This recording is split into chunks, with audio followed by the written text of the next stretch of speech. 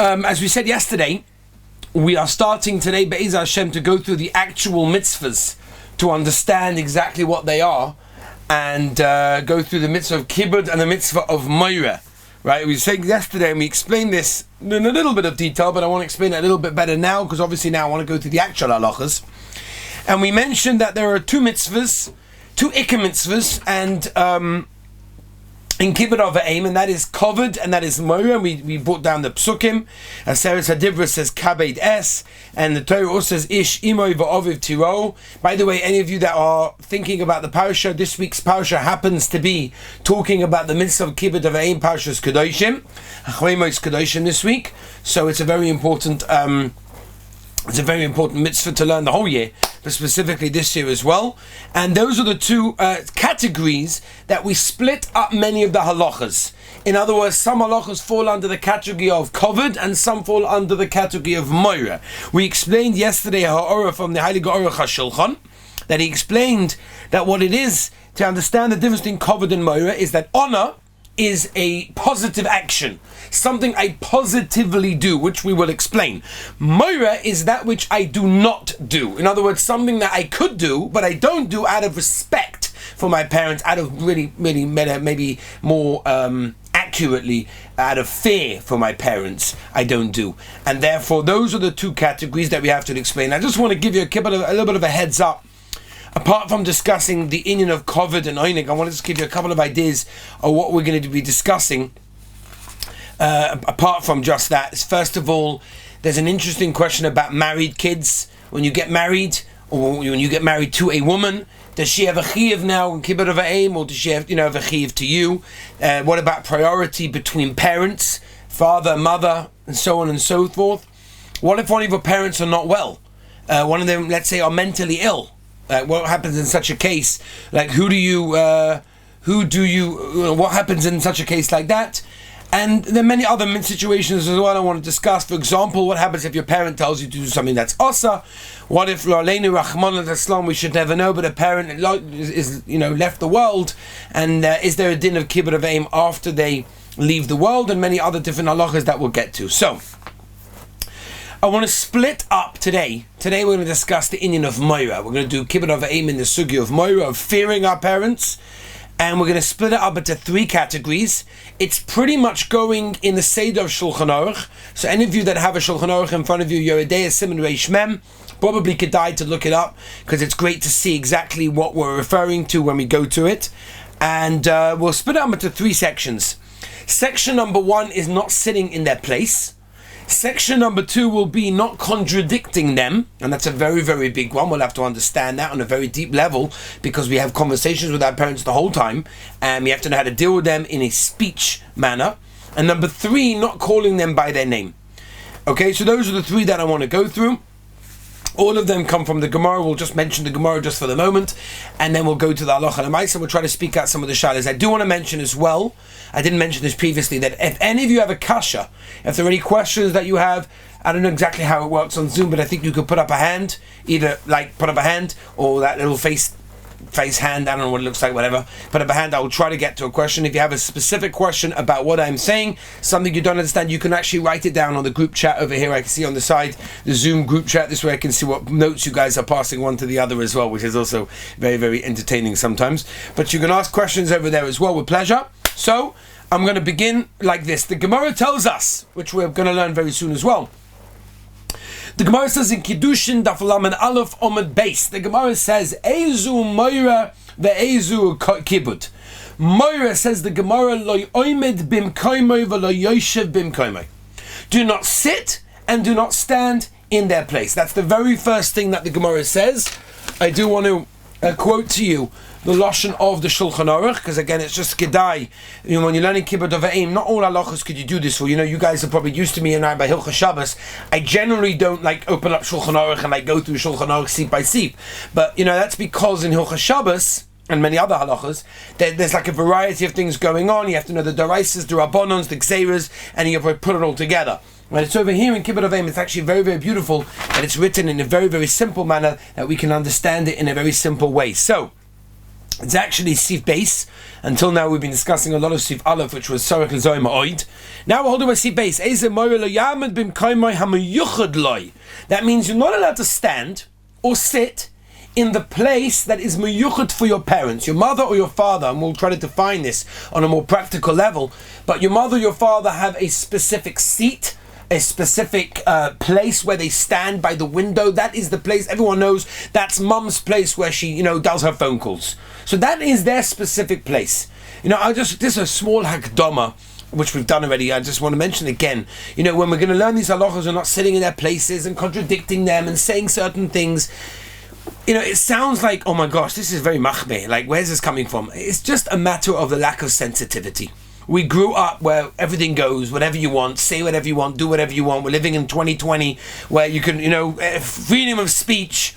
But as we learned on Pesach, we learned that freedom, as we mentioned then, freedom isn't the ability to do whatever you want, it's the ability to do what's right.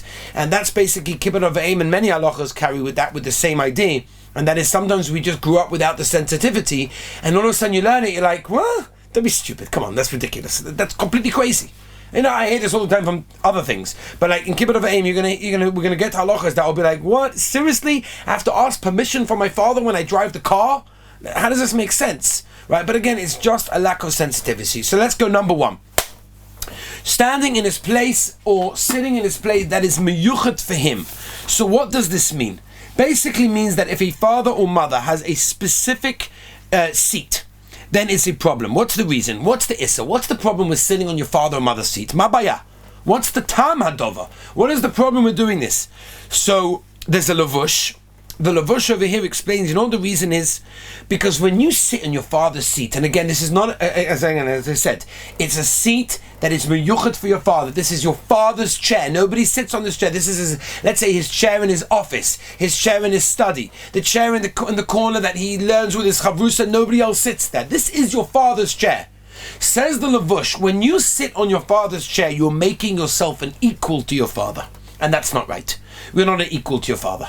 Your father might be a friend, but he's your father. And therefore, to make him an equal, that's wrong. And that's why, says the Lavush, this halacha applies even shalai b'fanov. It's not only when your father's in the room and you sit on the chair, hey, chutzpah, disrespect. No, even when your father's not even there, it's disrespectful because you are making yourself equal. That, says the Lavush, is the reason for this issa over here. Now, a couple of halachas. So again, a place in shul, a place in the house, a place where he sits during meetings. It doesn't make a difference. That is going to be also in that case. Now, if there's a place where your father sits and you stand in that place, that's mutter. That's okay. For example, for some reason your father has a seat and you're going to stand there. I'm not going to sit there. I'll stand by. For example, your father has a desk. And he's got a study, a desk of Sforim and all sorts of things. And you're not going to sit in his chair, but you want to stand by the desk, look at the Sforim, look at whatever. That's no problem. That's not a problem because that's his seat. You're not going in his seat, and therefore there's no problem to do that whatsoever. That is absolutely fine without any... What about another question? What about, for example, and again, I'm willing to take any questions that you guys may have. Just write it in on the chat. I'll try to get to it. But I think we're going to get to a lot of the questions right now. The question is, what happens, for example, what does it mean it's your father's seat? How long does it have to be your father's seat for it to be considered his seat? And now you can no longer do that already. So the poskim say it's very hard to give an exact amount. Imagine he buys a brand new chair, he sat on it once. Oh, that's it, you can't sit on it anymore? How does it work? So again, hakola fi ha'inyan, it all depends really on the situation. You have to touch up the matz of yourself to figure out, is this really considered to be your father's seat that's miyuchat for him or not? What about another example that the poskim bring, that what if you are, let's say it's the tovas your father to sit on his seat. Let's say, for example, your father has a shop. We'll talk about, there's another Indian influence over that. Your father has a shop, and the seat of your father's job is sitting by the till, by the cashier taking in the money. Your father asked you, could you please, to help me out, could you work for me today? I have to go out. So you say, sure, no problem. So are you allowed to sit in that seat? It's your father's seat. That is your father's job. That's what he does. He sits by the cashier in the store and he takes the money. But since he wants you to do that, and that's the only way to do it, then there's no problem whatsoever, because you're just filling his workload, and therefore that is not a problem whatsoever. And it's the same example if there's only one seat. What if there is only one seat? For example, he has a store, he has a shop, and in that shop there's one chair, there's only space for one chair, and he goes out and you sit in that chair, there's no problem. I'll give you another example. What about your father's car? Your father has a car, he doesn't mind that you drive the car, obviously you ask permission. You ask permission, you said no problem, you can drive the car. Do you have to ask permission to sit in a seat? It's his car. So if it's his car, it's his seat. So how you allowed to sit in a seat? So the answer is, say the poskim, that whenever you have a situation where there is only one seat, then there's no problem. In other words, like this. The lomdus over here is, Kibbud Av V'em is a problem when you're sitting on a seat, is when I have a bunch of chairs and you're sitting on this chair. Oh, you make yourself equal to your father. But if there is only one chair, for example, the case of a car, there's only one driver's seat, then it doesn't look like you're being mezalzel or you make yourself equal to your father, and therefore in that case there'll be no problem. Okay, moving on. Excuse me. Okay. What if you want to stand on your father's chair? For example, your father has a chair in the room, in an office, in a study, and you want to stand in it to get a sefer that's on the top shelf that, you want to get. So then there's no problem with that whatsoever, because you're standing on his seat and you're not sitting on anything, and therefore there is no problem with that whatsoever. That's fine. It's al pi Taz and the Shach that says mutar lamoid b'mokim hamiyuchad, and therefore standing on the chair would be considered to do that as well. There's no problem. I'll tell you another thing as well. I don't know how many people know this. The Beis Yosef brings b'shem the Orchos Chaim, and he says over here that you're not allowed to sit next to your father without someone in between. Now, where does he get this from? Where is this coming from? Coming from left field, as they call it in America. It comes from Shmuel Aleph. Now in Shmuel Aleph, it's brought down in Perik Aleph Chof. Vayokom Yonason v'Yoshev Avnei mitzad Shol vayivkim b'mokem David. Rashi says every single day David would sit between Shol and Yonason, because it's not the derech for a son to sit right next to his father. But since David right now didn't come to the Suda, therefore Yonason didn't have to sit there until Avner came on next to Shaul, and therefore Yonason sat next to Avner. Whatever, I'm not going through all the cheshbonos of where that comes from, but our Koponim, the Beis Yosef brings from the Orchos Chaim that is not covered for a son to sit next to a father as if we're like equals. That's wrong. However, I will tell you, it's come up mufurish in the Taz, in Simon Reish Mem Daled Sikot and Tes, that the minig is to be mekel, and basically no one is machmir in that, and there's absolutely no problem with that whatsoever. That's absolutely fine. There is another thing I found as well in the Svar Makdoshim of Vosna in Shevet HaLevi, as a Tshuvan Cheder Beis Simon Kufiyad Aleph, he brings a Meiri in Kiddushin Laman Aleph on base that says you're not allowed to walk in front of your father. Right? It's not covered. You're walking in front of your father. Your father is going and you zoom ahead of him, whatever it is, because you want to get to shul first or whatever. You have a problem. Right? Lemaisa, the poskim say the minig is to be mekel, and in fact the Aruch HaShulchan says this mufurish in Sif Mem Daled over here in Reish Mem. He says it's only by a Rebbe. Only by a Rebbe do we find there's an inyan of walking in front of your Rebbe. But your father, we don't find lo shamanu, lo re'inu. People are generally mekel, and therefore it is okay. Now, another thing. What about in a shul? I see there's a question. I'm going to get to that question in a moment. What about in the shul? So a lot of poskim hold that even if the father's not there, what's the difference? But most poskim say that in the case of shul, your father would rather that you sit in a normal seat, even if it's his seat, and therefore he's not makpid for a person to sit there, and therefore it's okay to sit in your father's seat. There's no problem. I will tell you as well that Rav Elyashiv Zatzal and Chacham Ben Tzila Bashor bring down that you're allowed to actually sleep on your father's bed. Right? For whatever reason, let's say, I don't know what happened, whatever happened, but you want to sleep on your father's bed, there is no problem with doing that. It's only a chair, because I was covered, but sleeping on the bed, Rav Elyashiv Tainid, there is no problem with sleeping in the bed. What happens, for example, if your father, let's say you go to a shul, and your father doesn't daven all the tefillahs there, he davens shachris there, but not mincha, or something similar to that, the poskim can still say it doesn't make a difference. It doesn't make a difference. Maisa again, but mokim tzorich, there's a mokim to be mekel, and sit on your father's seat in shul, if you know clearly that he's not makpid. Generally they're not makpid, then you can be mekel. I see that we have a question over here. Am I allowed to ask, I assume that means, for permission to sit in the seat? So it's a general question, and it's a question that we're going to get more with at the end, and I'll tell you why I want to deal with it more at the end. The reason I want to deal with it more at the end is because it's a general question that once we learn all the halachas, it will then be easier for us to know, can a father be moichel on his covet? In other words, can the father say it's fine, you can do whatever you want? Does he have the right to do that? And if he does it work or not? Now, in a case over here, when it comes to a chair, then absolutely he can. Although we'll get to that in a little bit more detail, so I'd rather get to that a little bit later, but yeah, generally it works. The question is, hashkafa already now, is should a father do that? Should a father be mevatel everything that his son does to him, and basically say, you can do whatever you want, you can sit wherever you want, it's fine? Hashkafically, should a father do that, or should he allow something to remain of Kibbud Av V'em, even if not all of them do, at least something? That's another shaila that, again, we'll try to get to them a little bit longer later on. Let's move on. So that is number one in all the halachas in sitting in his chair. Let's move on to number two. And this one, Lanias Daiti, is a little bit more difficult. It's more difficult because we deal with our parents, we interact with our parents very, very often. And it's important for us to, to get this correct. And I just got a message right now that we actually have a father listening in right now. So, Baruch Hashem, I'm sure he's getting nachas that we're teaching his kids these halachas, because every parent wants their kids to know these things. They just didn't have the guts to tell it themselves. You've got to do this because of Kibbud Av V'em. Now the kids have to know it. Baruch Hashem, it's gavaldik. But I'll tell you this gavaldik Gemara, which starts off this halacha. Gemara Kedushin Lamed Aleph on my base. Tonu Rabbanon.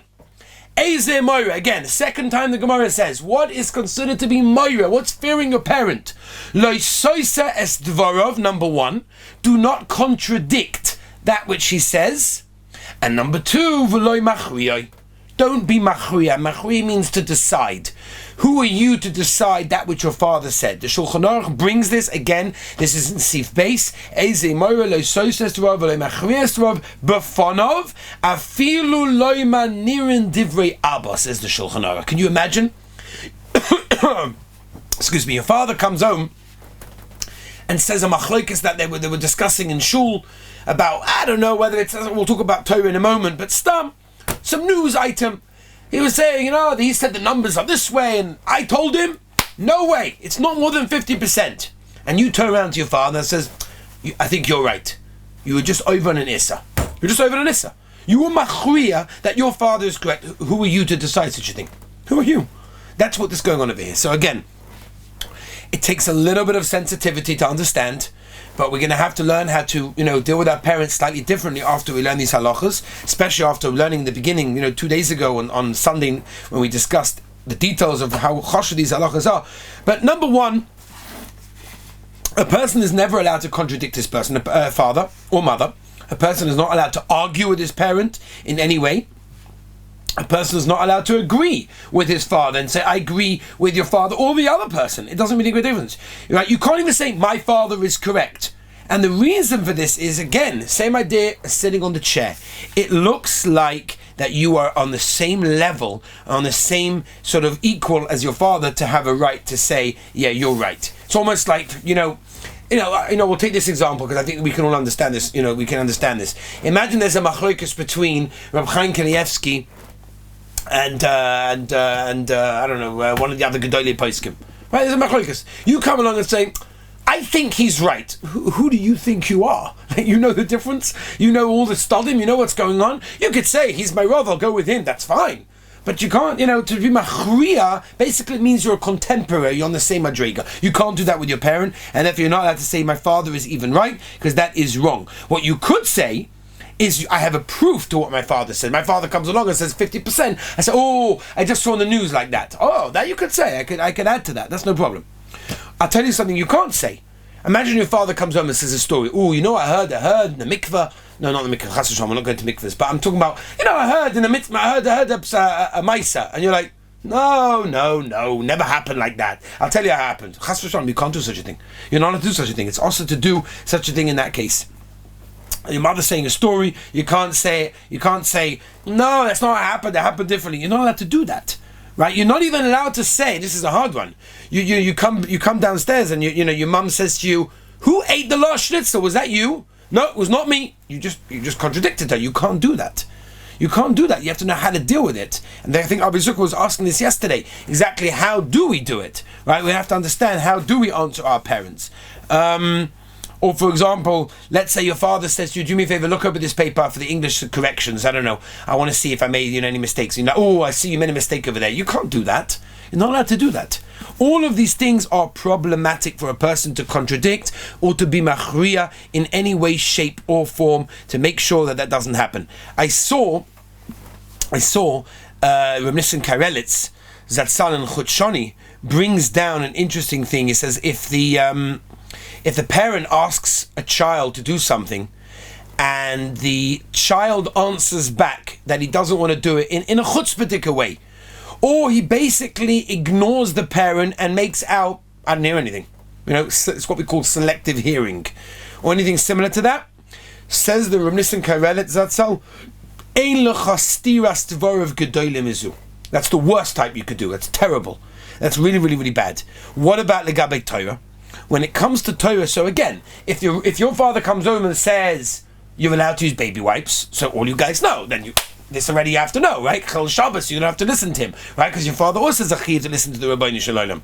But if you're learning together, you're sitting, Baruch Hashem, you're in quarantine, you're sitting and learning with dad, a Gemara, a Mishnah Berurah, a Chumash, a Mechtav Meliyahu, whatever it may be, and he says one pshat and you say a different pshat, that you're allowed to do, because that's the derech of Torah. The derech of Torah is you schmooze, you fight one to the other, that's not a problem. But to argue with him and say, you're wrong, that psak is wrong, that's not correct, that's a problem. The way to do it, obviously, as we know, is to say in a way that not contradicting them and not showing them that they're wrong, but just basically asking it in a question sort of manner of, oh, I remember hearing slightly differently. Now, I haven't contradicted my father. I didn't contradict my mother. I remember hearing the story that it was 40%, not 50%. I remember hearing the story that it was mutter, not asa, whatever it may be. We have to learn how to do it to make sure that it's done in a correct and respectful manner. Chacham Ovadia in Yalkut Yosef brings down that interrupting your parent while they're talking. Right? They're talking on the phone, they're talking to you, they're talking to somebody else, and you interrupt them. Same thing. You're being Saiset Dvarav. It's a terrible thing. And again, Rabbi Say, again, it just takes a little bit of sensitivity for us to try to make sure that we know how to do these things, because that's very, very important. Okay, so that is, any questions based on that? I don't think so. That's Gavaldi. Okay, that's number 2 on the list. Number 3 on the list, we said, was, and this is the last one that we'll manage to do for today, and tomorrow we'll get to the more Nogea things. I mean, this is also Nogea, Chas v'Shalom, all of this is Nogea, but many, many, many more practical examples are in the Kibbud as opposed to the Moira. And that's the Gemara in Kedushin Laman Aleph on the base, where the Gemara says, Tana Rabbanon, Chocham Mishnah Shem Oviv V'Shem Rabbi, Ma Barav Ashi Ki Havi Dorish V'Pirke, Iu Oma Abba Moiri V'Amarei Oma Hochi Oma Rav Ashi. In other words, what we come from here, and the Rambam learns this in Hilchas Mamorim Halacha Gimel, in Perek Vav, V'lo Yikre'enu b'Shmoi Shem Oviv K'Shem Achim. Do not call your father by his name. That's not how you call your father, and you don't call your mother by her name. Right? So what do? So that's what the question is. How do you deal with calling your parents? So obviously you can't call your parent by their first name. It's a Dava Posha, whether they're there or whether they're not there. It doesn't make a difference whether they're present or they're not present. A person should say, my father, my mother, Abba, whatever it is that you call it. If, for example, and this is a common question, by the way, the Stei Chemed brings many, many rayas to this. This Mamash Issa Daraisa. And the reason why calling your father by his name or mother by their name is a problem, it's a zilzul in the kavod, and therefore it's a problem of moira, and even shaloi b'fanav, that's why even shaloi b'fanav is asa, and therefore a person has to be careful in that case. The question is, if you add a name, what should you do? And that's the obvious thing that we do when a gabbai comes over to you and he wants to give you an aliyah and says, what's your name? Or he wants to give your father an aliyah, he says, what's your dad's name? So obviously you never call your father, even for that, when you're not calling your father, you don't call your father by his name, but what you can say is, my name is Moshe ben Reb Chaim. Right, Reb, you add the Reb before, that's an ofen of covered, and that is fine. By the way, the poskim say even writing should generally not be done. For example, you're writing, someone asks you for your father's name on a text or whatever, on an email, that's also problematic, unless it's in a form, like an application form, right, which is quite nagea. You have an application form, it says, what's your name, what's your father's name, what's your mother's name, are you allowed to write their name? So there, the poskim say, there's no problem with writing there over there, because it's simply that everyone understands you're doing it to fill in the form and not doing it as, not getting into covered. And you also have to be careful of calling someone else that has the same name as your parent in the presence of your parent. So, for example, if your father's name is Chaim, and you have a friend called Chaim, and he's in your house, and you say, Chaim, Chaim, you can't do that. Even if that you don't mean your father, you mean your friend Chaim, that doesn't make a difference. So you're going to have to figure out to change the name in that way, to make sure that he doesn't get embarrassed, or doesn't do that in any other way of doing that. What else are we doing over here? Again, it's the same idea. Zilzal in the covered is making sure that the parent knows that you're not calling the child is not calling their name. But again, if it's clearly that you're not calling a parent, for example, a person's father's name is Chaim, and father's name is Chaim, and they're learning Torah, and they're learning something, and in the middle of learning, they're saying Kegoin Chaim, right? Even if the father's in the room, is no problem, right? Because it's clear that I'm learning from a sefer, and therefore that's no problem to do that, and therefore all of those situations a person has to be watching out. So again, just to sum up, the three major things that we discussed today are the inyan of moira of your father, and that is number one, sitting and standing in his place, that's miyuchad for him, contradicting him, or being machriya, deciding for him, or calling in his name. Tomorrow, be'ezus Hashem, we are going to start at the next sugya, which is going to be the sugya of Kibbud. And Kibbud discusses how to speak in a different way. A lot of the things that we said today, or maybe didn't mention 100% today, we're going to discuss Be'ez Hashem tomorrow. And real action, how to actually mechabed your parents with the things that they need. I'll give you one example. Aaron's joining us, Baruch Hashem, thank you for joining us. But I'll give you just one example when it comes to Kibbud Av V'em. If your father asks you for a cup of water, so it's pretty obvious that you have a chiv d'oraisa to get him a cup of water. What if you know that he needs it, but he didn't ask you for it? So do you get the same mitzvah, or is it only when you know when he's asking, or let's say he doesn't even need it, do you still get a mitzvah if you try? All these sorts of things. Standing up, we'll have to discuss barichas, waking up parents, all these sorts of things. Choosing where to live. Very big kasha. Someone recently was dunning this shaila about if they're allowed to move to Eretz Yisrael, or no, the parents want you to live together with them. That's going to be a shaila that we'll get to when we discuss the mitzvah of Kibbud. Be'ez Hashem tomorrow. A great shkoyach, all of you.